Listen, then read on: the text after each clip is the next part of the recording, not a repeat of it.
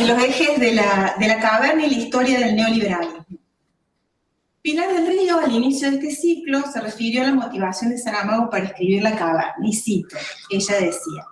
el mundo real es el del alfarero, el de los trabajadores que por la mecanización, por la industria, por lo digital, que ella era, pero no como, que es ahora, pero no se intuía en ese momento, dice Pilar, dejan de tener esos trabajadores espacio en el mundo.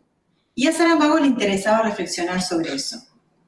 Y luego, los dos momentos para él muy importantes, que fueron asistir a un congreso en Canadá, en una ciudad que ya no se recordaba cómo se llamaba, pero esta historia, ¿no?, de que hace mucho frío y están en un centro comercial donde no solo hace calor, sino que hay playas artificiales, ahí puedes comer helado, ¿no? Vivir en una realidad, dice ella, que se aleja, que desconecta con la fría y triste realidad, y están en el paraíso, naturalmente, para quien puede pagar, ¿no? Entonces ella decía que ese es uno de los momentos, y el otro, un letrero muy grande, ¿no?, entrando a Lisboa, que daba la bienvenida a un centro comercial que se estaba construyendo y que se presentaba como la entrada al paraíso, no como la entrada al paraíso, sino como el paraíso mismo, ¿no? Eso fue lo que ella comentó en el primer encuentro y que está también recogido en otras entrevistas. Entonces, de eso que ella cuenta ahí, podemos deducir que los ejes de lectura de la novela tienen que ver con el desempleo y el consumismo, y sus correlatos en la noción de ciudadanía, el paso del ciudadano al consumidor. La noción de ciudadanía se desdibuja tal como lo requiere el vaciamiento de la política que impulsa el neoliberalismo. Y el trabajador organizado colectivamente es reemplazado por un individuo consumidor e indiferente, cuando no enemigo de la participación política, ¿no? Vaya si estamos viviendo eso ahora, ¿no? El que no es enemigo de la participación política, es considerar que la política, bueno, es todo lo que está mal. Como toda transformación estructural, este fenómeno hunde sus raíces unas décadas atrás, en la profunda reestructuración del modo de organizar la producción que ocurre desde mediados de los 70 y se consolida en los 90. Luego de la crisis del 30 y las guerras mundiales, el sistema, el capitalismo, ¿no?, a nivel internacional, porque el capitalismo es internacional desde el origen, se había estructurado con base a mercados nacionales protegidos que permitieran reconstituir la tasa de ganancia. Sin embargo, hacia fines de los 60, esas medidas que permitieron reconstruir la tasa de ganancia eran barreras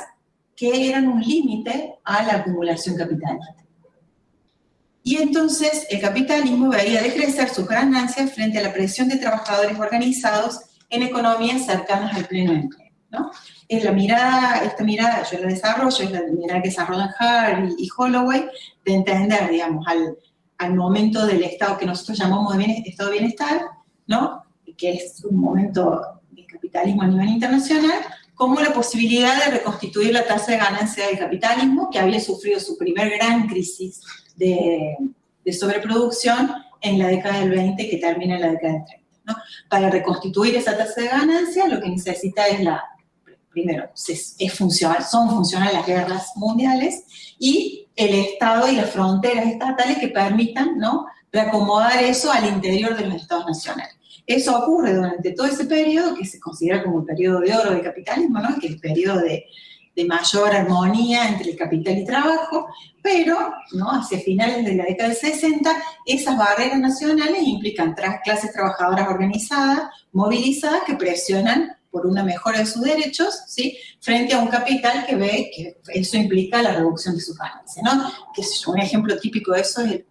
el mayo francés, el cordobazo, ¿no? Clases obreras organizadas presionando, ¿no?, por que van a implicar cualquier mejora en la clase trabajadora. Sabemos que el capital es la contracara del trabajo, implica una reducción del capital.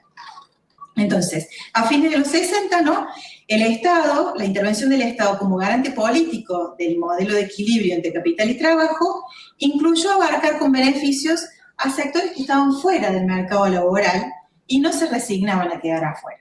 Subocupados, migrantes, universitarios. Y el Estado lo hizo a través de impuestos y déficit, empujando la inflación.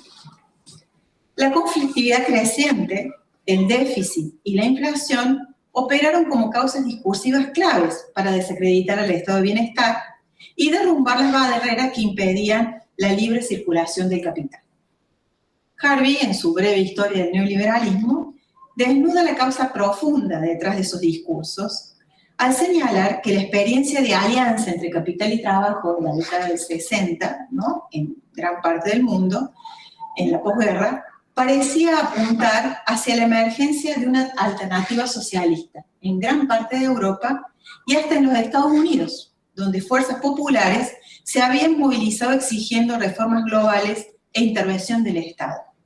lo que hizo palpable la amenaza económica a la posición de las clases y élites dominantes. Esta es una cita que está acá. En Estados Unidos, y cito a Harvey, el control de la riqueza por parte del 1% más rico de la población se había mantenido bastante estable a lo largo del siglo XX. Pero en la década del 70 cayó de manera precipitada cuando el valor de los activos, acciones, propiedades, ahorros, se desplomó. Las clases altas tenían que realizar movimientos decisivos si querían resguardarse de la aniquilación política y económica. El advenimiento del neoliberalismo se encuentra profundamente ligado a la reconstrucción del poder de las élites económicas. Esto, aparte, ¿no?, yo no lo puse en la ponencia, pero es otra línea que también viene, que la tiene Galeano, a nivel de teoría económica, ¿no?, la sociedad Montpellerin, ¿no?, que es la que sigue el presidente actual de Argentina, todos los autores de esa corriente del neoliberalismo más puro y duro, surge precisamente como una reacción a esa posibilidad del socialismo, ¿no? Y de estar en los márgenes del discurso económico empiezan relativamente a tener cada vez más relevancia, incluso cuando ya después algunos autores del mainstream de la economía empiezan a tomar algunas de esas ideas como elementos centrales para plantear alternativas, ¿no?, a ese Estado socialista, la posibilidad de la intervención en contra de las supuestas libertades económicas. Pero lo que sí ocurre estructuralmente, digamos, más allá de lo que ocurre discursivamente, es que el capital en la década del 70 asume la forma líquida del dinero y fluye por el mundo de manera de obtener ganancias. Esto tiene que ver con la confluencia, ¿no?, porque siempre los fenómenos sociológicos y políticos son muy complejos. A todo esto que yo estoy diciendo se le suma la crisis del petróleo en la década del 70, ¿no? Y la crisis del petróleo tiene que ver con que los países productores de petróleo deciden organizarse y aumentan el precio del barril de petróleo en una economía basada en combustibles fósiles. Eso implica, ¿no?, pagar más por eso, y eso implica una enorme liquidez, una enorme disponibilidad de dinero a nivel internacional, lo que empuja el crecimiento, y que es la base, ¿no?, del crecimiento del capital financiero por sobre el capital productivo, ¿no?, y otros tipos de capital. Y entonces, en lugar de componerse el capital en ladrillos y cemento, maquinarias, obreros, inversión productiva, fluye en busca de medios de expansión especulativos y frecuentemente a corto plazo. Esa gran cantidad de dinero es la gran cantidad de dinero que va a venir a financiar deudas, ¿no?, a tasas bajas, a largo plazo, para que los países subdesarrollados se puedan desarrollar. La financiarización de la economía, acompañada de la posibilidad de establecer algunas partes de la producción de grandes empresas fuera de los países centrales, en territorios con población disponible para ser incorporada al trabajo con salarios más bajos y sin derechos, dio causa a la progresiva adopción de las políticas neoliberales, cuyo primer laboratorio sangriento fue Chile, al que le siguieron el intento semi-abortado en Argentina con la dictadura cívico-militar, y luego la hegemonía mundial del neoliberalismo de la mano de Reagan y Thatcher. Del capitalismo fordista, ¿no?, que es el capitalismo del estado de bienestar, y los estados nacionales como árbitros entre capital y trabajo, pasamos a un capital transnacional y deslocalizado,